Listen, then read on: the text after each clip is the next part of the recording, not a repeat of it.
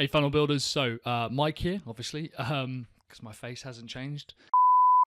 I recently posted one of my 10 marketing ideas a day about category design, and it's really interesting that one of Amy posted saying, can you talk a bit more about it?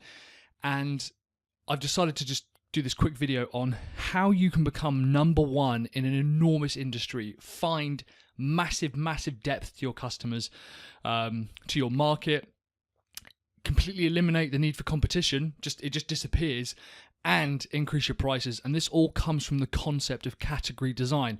So I want to draw attention to a couple of books first of all. First there is Play Bigger by a guy called Al Ramadan, and another one is called The 22 Immutable Laws of Marketing, which I can't remember the author of, I'm afraid.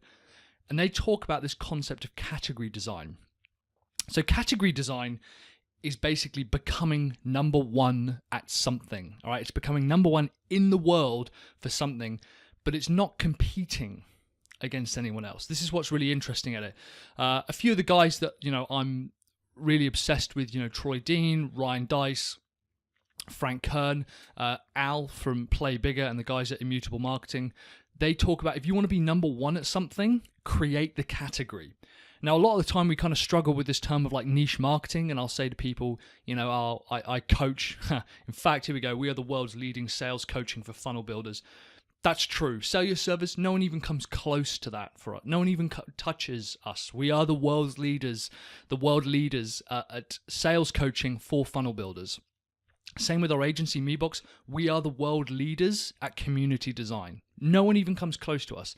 Now, the truth to that is because we invented those categories. I invented sales coaching specific for funnel builders. Sales coaching exists, and there are some guys out there who I didn't even want to compete with because they are just a billion times bigger than us. And we're only a small team. There's like 4 or 5 of us now at Sell Your Service. But I was like, well, I just want to go over just funnel builders. Okay, so becoming the world leader at sales coaching just for funnel builders is what we went after. And community design was this thing that MeBox kind of came out of nowhere, and we are now the world leaders at it. No one comes close to it. Community design. When it comes to creating a category, like I said, some people get really afraid of niche marketing. And when I say to people like, oh, I run a marketing agency, or we run I do sales coaching, and they'll go, oh, no, I'm into niche marketing. I've got a really niche market. I go, cool. Tell me about your customer. Who's your customer? And they go, he's sort of anyone. I'm like, that's not niche marketing. But the thing that people struggle with niche marketing is that they don't want to separate out and kind of alienate people and separate away and not find more customers. They really worry that if they get into a niche, then they don't have the ability to grow. And what category design does is it kind of flips that on its head and says, well, you're not going to go after a specific type of customer. You're going to solve a very specific type of problem. Let's look at some of the world leaders, okay? Leaders in some of these big brands. For example, Mercedes-Benz is often given as an example of kind of a category gone a bit wrong. They used to be, they were a car brand that was so prestigious and had such incredible engineering that people wrote songs about it. Okay, people wrote multiple songs about, driving a Mercedes-Benz. Can I have a Mercedes-Benz? This concept of a Mercedes, and they were the world leaders. Right? They created the word prestige basically for cars. That was their category. Okay, they were number one at. Volvo owns the word safety for cars. Now the truth is there might be cars that are actually more safe than Volvo. I've got absolutely no idea. But they own that word, all right? They own safety. And it's because they've decided to go after that category. They've decided to say, we're going to create the safest cars in the world. We're going to create the most prestigious cars in the world. Now, what's interesting is that Volvo stuck to that. They are beginning to shift a little bit by saying we're going to go into hybrid and electric stuff. Tesla's a great example. Tesla owns the word electric car. There have been electric powered car. There have been cars brands before them that have done electric cars. There's cars at the moment that have got more models of electric car. BMW's got an entire lineup of electric cars, and yet Tesla owns the concept because they realize that they could become number one at it. That's the only thing they're going to go after, and they haven't invented the category, but they've decided that that's the word they're going to go after and they're going to own. They're going to say that we're the world's number one at this, okay? Now, you could even argue that they've gone even more now and say we've become the world leaders at affordable electric cars. Okay, at the moment, like the current BMW is like 70, 80 grand or something, and Tesla's got a 70, 80 grand car, but they've also got one that's coming out for 35,000. They've created this category, just like Uber has created a category, an entire category that didn't exist anymore. They've solved a specific problem and they've gone after a specific problem. Mercedes, however, they've started just building anything and everything now, and it's dropped their brand value, in my opinion. This is where we kind of get into this argument of what is branding. Branding has this weird reputation of being about logos and stuff like this. In my opinion, boiled down, branding is about owning a word. That's the most basic and simple form that I can think of it. Branding is about owning a word. To me, WP Engine, who we host with, they own WordPress hosting. They own WordPress hosting as a category. They solve one very, very specific problem. They might have multiple customers within that problem, but they solve one very, very specific problem. And this is what you'll find about people who create categories and create brands. Categories and leaderships, is that they promote the category. They don't promote the brand. Okay, Coca-Cola, they are the leaders in cola. I'm gonna move this down a bit. There we go. I kind of feel like I'm having to perch up like a little meerkat. Coca-Cola own cola, not just the cola brand. The flavor of Coca-Cola, they own that. They are the leaders in that. They say we are the world's favorite most refreshing drink, or the world's favorite cola flavor, the world's favorite cola brand. Now, in blind taste tests, Pepsi actually does better, which is interesting to me. I swear that I can taste the difference, but apparently not. And yeah, Pepsi actually does better. But they own that brand. And here's what's interesting is a lot of other brands, when they kind of try to come into a category, they'll say, oh, we're better than, let's say we create the category of marketing funnels specific for Muay Thai gyms, right? I train at Muay Thai. So let's say we go after just Muay Thai funnels, okay? That's the category after. We're the world leaders for Muay Thai based funnels. Now, someone else could enter this market, and we've straight from the get-go said, we are the world leaders at, okay? We own this. Muay Thai marketing funnels, okay? Muay Thai gym marketing funnels, Muay Thai gym funnels. We own that word, okay? We're the world leaders. If anyone else has to come into it, they have to say, we're better than company A. We're better than the first company. But any company that says we're better than is already falling behind. They're already behind because they're having to say we're better than. Saying I'm the leader, I'm number one, I don't have to say I'm better than anybody. I'm number one. Everyone knows I'm better than everybody else. Okay? We're the world's leading sales coaching for funnel builders. If someone else came into this market, they'd have to say, oh, we're better than sell your service. Now, it's important that we try and understand to try and be first in a market. It's really, really critical.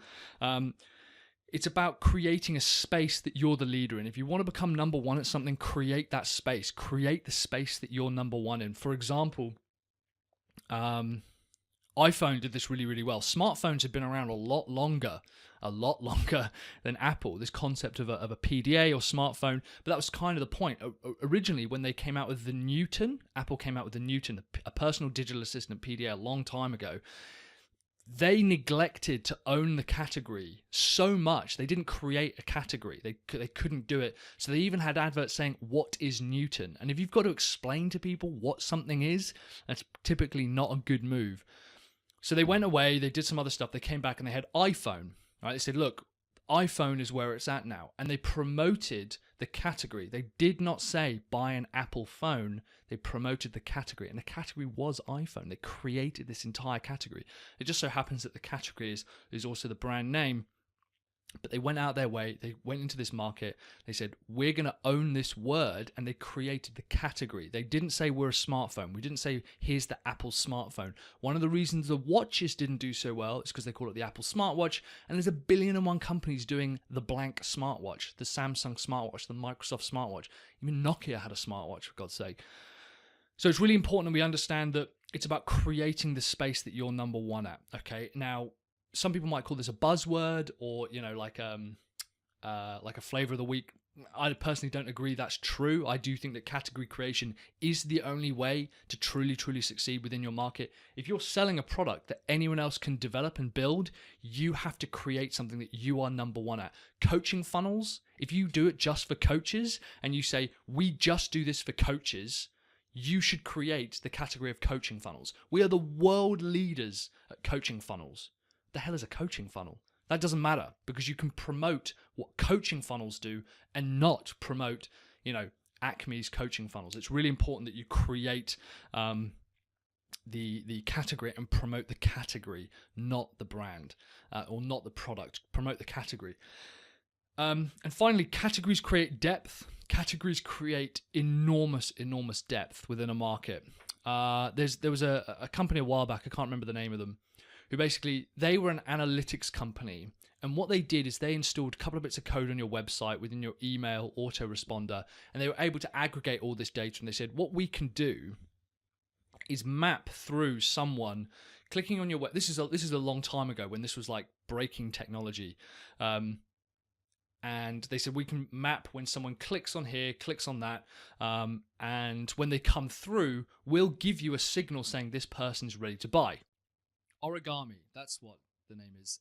Origami own the word marketing signals. When I say own, I don't think they've like literally copyrighted it, but it's theirs. They had all these analytics datas, and again, big data and stuff. It's not new, but they realized that the actual thing that people are looking for is very basically what they call a marketing signal. CMOs want marketing signals. What do I send to when?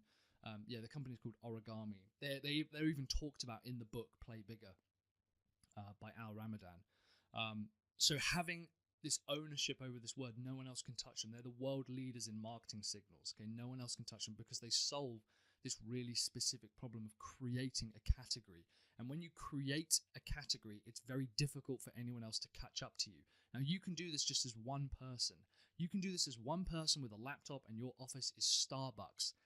When we first came up with community design, Mark, my CEO, and I and our team, we looked at, all right, what is it we're doing? How is it we're helping people? What is it we want to help with? And the thing that people kept connecting with was our process for building up communities of people that sustain businesses. Okay, we build up this process.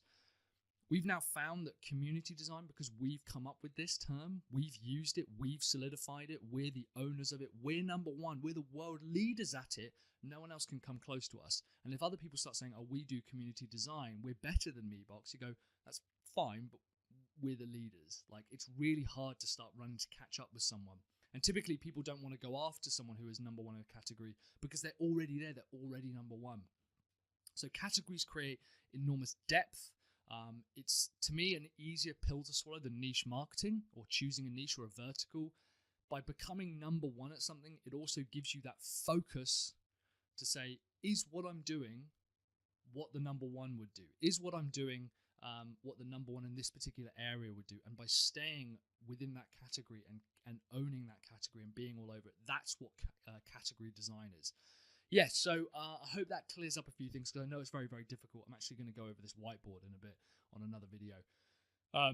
But yeah, category design. Like, we are the world's leading sales coaching for funnel builders. No one else even comes close to us about that. So what are you the world's leaders at? What are you the world leader at? Take your process, take what it is that you do. What are the outcomes? What are the results?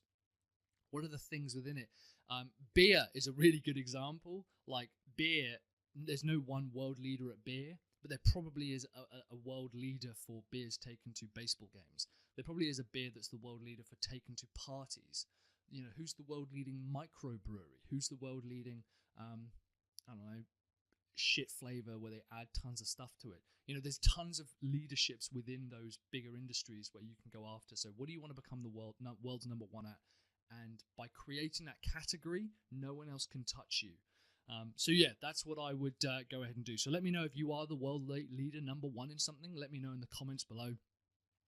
Or if there's something that you're struggling with, and we can see if we can try and figure it out. But I'll speak to you later, guys. Bye